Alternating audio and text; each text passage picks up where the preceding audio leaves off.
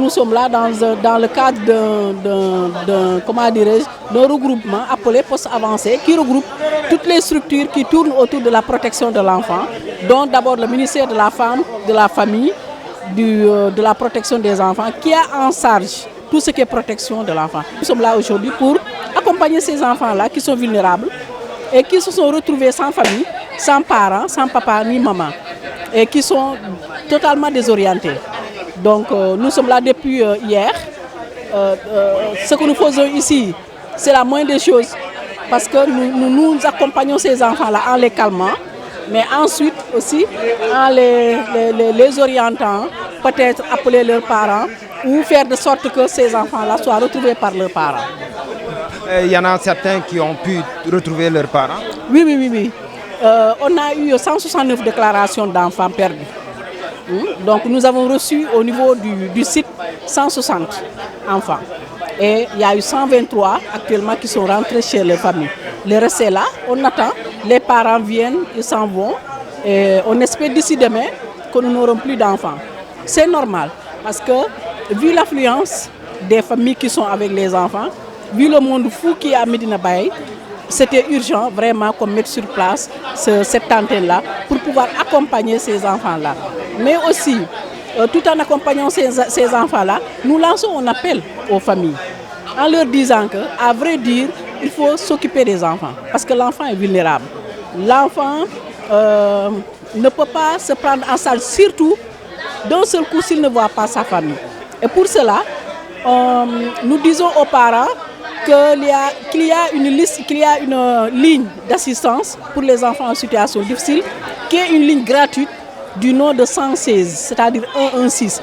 S'il y a un enfant perdu, si vous tapez sur cette ligne, vous êtes reçu par des téléconseillers qui vous accompagnent, qui vous orientent vers ce site-là, voir si l'enfant est sur place ou s'il n'est pas sur place, de vous accompagner, mais de prendre vos contacts et ensuite nous les remettre pour qu'on puisse attendre l'arrivée de l'enfant. Une prise en charge, effectivement, l'enfant doit être nourri.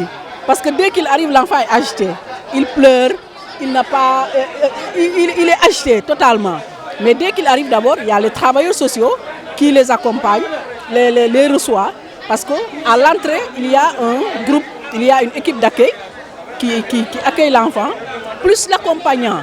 Et l'équipe prend toutes les données qu'il y a sur l'enfant avec l'accompagnant. Et ensuite, on remet à l'équipe de prise en charge qui est là avec les enfants, qui les dorlote, qui les rassure, qui fait de sorte que l'enfant se rassure qu'il est dans de bonnes conditions. Et pour cela, il y a du manger, il y a des bonbons, il y a de la boisson, il y a de l'eau, il y a tout ce qu'il faut pour que l'enfant soit rassuré.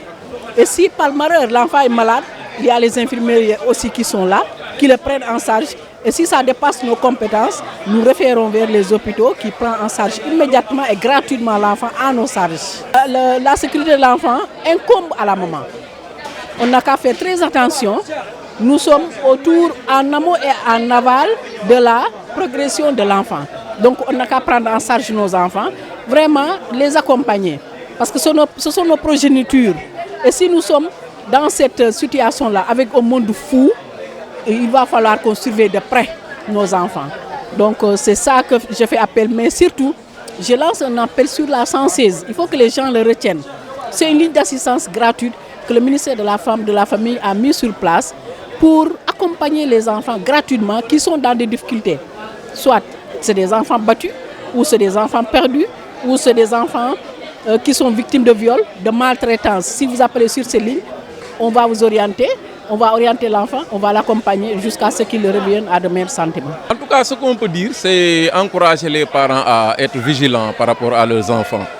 Mais aussi de prendre la précaution au moins de mettre un numéro de téléphone dans la poche de l'enfant pour que quand il se perd, qu'on puisse vraiment rapidement retrouver les parents.